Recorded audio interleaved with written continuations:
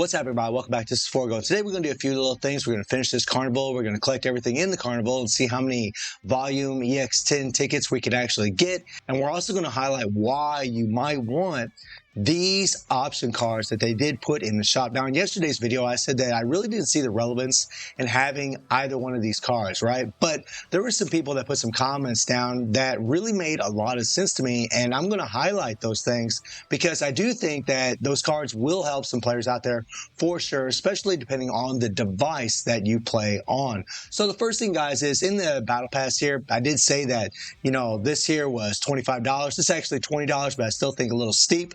And this one here, I said was like $75. This is actually $65, but still, I feel pretty steep. Now, again, for some players, I think that it might be worth it for them, especially if they're trying to get these imprint stones. Maybe they're trying to get a guaranteed, card out of here.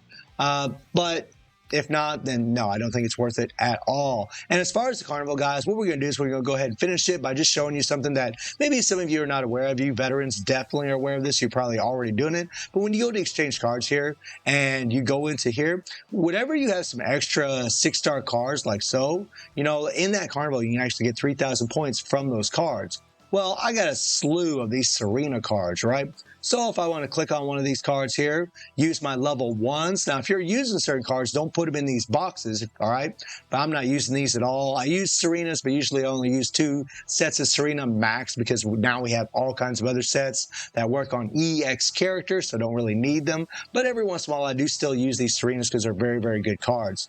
But whenever you combine 2 cards, you'll make another card of your choice. And then boom, 3,000 points.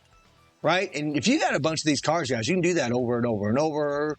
And boom, this thing is finished. So we're going to go ahead and collect it, right? We got a lot of these little boxes here. And we're going to see just how many of these EX summon tickets we can actually get. So let me jump in here, guys, and let's see what happens here. Where are you at? Where are you at? There we go. There's 100. And okay. So we got 9 EX Fighter summon tickets here, and then we got 10 cards. And we have battle cards. So, okay, here's some Fighter summon tickets. So, I got, 12 Fighter summon tickets, and then I got, quite a few battle cards. So, that's pretty good, man. That's pretty good.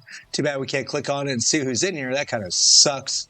But something that I said in yesterday's video that was incorrect is that whenever I was talking about in the shop and I was talking about these lucky spinners, I said that this was the only way that we could get it. And right now it is the only way that we can get these things.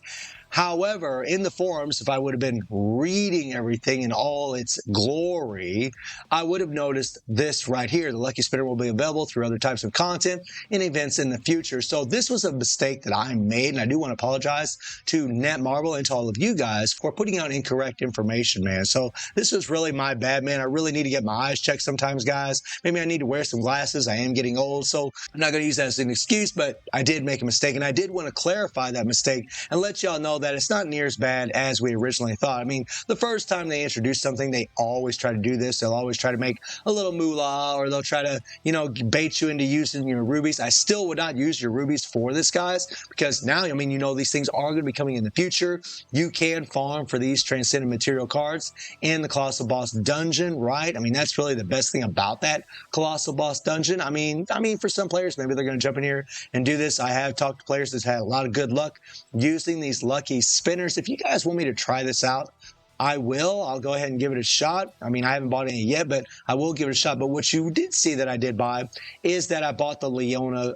This Leona card. Now, in yesterday's video, I talked about how I just didn't see the relevance. I didn't see the reason in really having these cards. But the thing that I didn't take into account is that, I do play on my phone sometimes, but I usually use my emulator, especially for farming, or I just use auto skip tickets. Now, this isn't something that everybody can do, right? A lot of newer players, they don't have auto skip tickets, right? They can't auto skip everything, and you have to buy that KOF pass for Rush Dungeons in order to get that feature, right? If you're free to play, then you can never do that. So you have to manually farm over and over and over. I mean, you're auto farming, but you have to run through the stages and do everything in there. And a card like this actually will speed up the process. And that's important because your phone, your device is going to get very, very hot. A lot of times people put their phones on their chargers.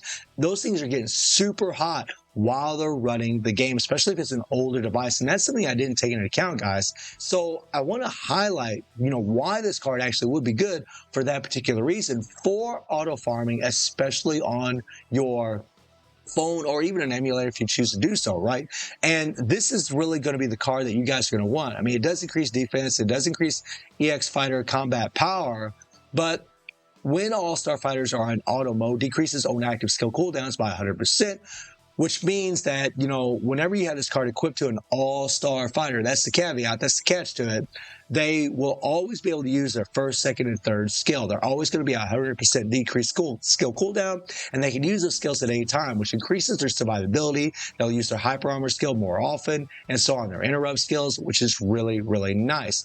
But you're unable to use your skills or control movement, and renders ultimate moves unusable. So you won't use your 3PG, and that's actually really good because if you're trying to keep your device cooler, right? If you're trying to keep it from getting hot, then you don't want to use your 3PGs and your defaults because those things are stalling timers. It means that your device is going to farm a whole lot longer to get your resources, right? So having this card is actually really, really good, especially for the wear and tear on your device, right? So this one here decreases the own active skill cooldowns by 100%, right? Whereas the other one here, right, what it does is it actually increases own basic attack damage by 800%, but you still can't use your 3PG and you can't use your skills. So you would want this card equipped on a character that increases their damage by basic attack. And so far, the only character in the game that has this is Shanae. And unfortunately, Shanae is not an all-star character. Now, because Shanae has this effect, because he does get damage increase on his basic attacks, maybe this card will be very, very useful for future characters. They already introduced this mechanism on Shanae, so if we get a future character that has this basic attack damage increase, this might be a really good card for auto farming. And I might go ahead and buy it just for that purpose, just to kind of show it off later on. But I do have the Leona card, and I'm going to show you guys why this is actually really, really good. Now, we want to go to the power-up dungeon, man. Let's go to the power-up dungeon. We'll go to the cards, and we'll go to tier 15, right? Here we go. So I got 3 characters here, guys. I got Leona, Shanae, and I got Mina. So what I'm going to do is, well, actually, you know what? Since we got Shanae first, and I already have this card equipped on him, I'm just going to show you guys that it doesn't work on him, right? He's not an all-star fighter. He's a KOF original fighter. All-star fighters are your BS, your SS, your collaboration characters. Those are all your all-star fighters. However, when it comes to Shanae, he is not an all-star fighter, guys. He's a KOF 15 original fighter. You see the 3PG, and then boom, he goes into it. And when these cards are equipped on a character, if they're working properly, you're never going to do this. You're never going to do your 3PG. You're never going to do your default. Because as I stated earlier, the idea is to not use those 3PGs and defaults whenever you're auto farming. That's why you're really going to want to have one of those cards, right? So let's go ahead and equip that card on Leona, right? Now I'm just going to equip it on Leona just to show you guys once again that it doesn't work on these characters, right? So let me see if I can find that card really quick here. We'll slap it on her. Okay, and the best way to really tell, guys, if you have an all-star fighter is, you just go to the front here, and then you look in their little details. And if you don't see all-star here, it won't work on them, right? It will not work on them.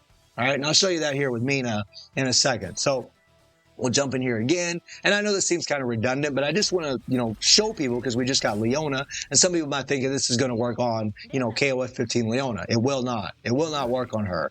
You'll see she'll build up her 3PG guys, and she'll just go straight into that skill. And you see that the skills are actually being used, right?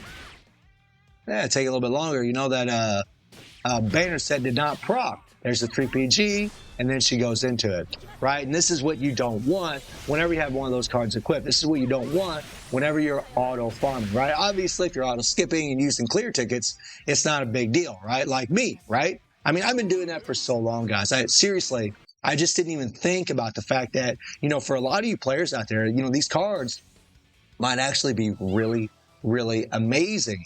So if we equip the card on Mina, who is an all-star fighter, who is a collaboration fighter, then you're going to notice that things are completely different. So let me slap this on her, right? And again, I'll just show you guys where you can look. All right, you see here, see All-Star, right? That's how you always know that those cards are going to work on a certain character. And whenever you have it equipped on Mina, now you're going to notice how the card is supposed to actually operate, all right? Or actually how it's supposed to perform. All right, let's get off this here. We'll drop in Mina.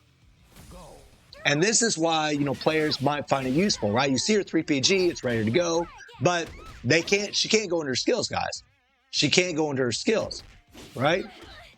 She's just going to auto, right? Now, she's not going to use her Limitless, right? Well, actually, she did use it, my bad.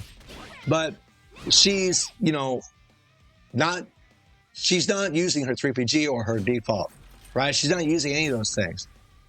And so the time frame is much shorter. Now, whenever you are using these kinds of cards, guys, your characters do need to be very, very strong, have a type advantage against their opponents, so they can actually barrel through this a whole lot more, because whenever you can use your 3PGs and defaults, you can take more damage. Now, this is tier 15, guys. This is a very high level in the card dungeon, but my Mina is level 70. She is very, very strong. She has decreased damage received on her 3rd skill. So having this particular card, she can still use that skill and get her hyper armor and get her decreased damage received, which is actually very, very helpful for her survivability.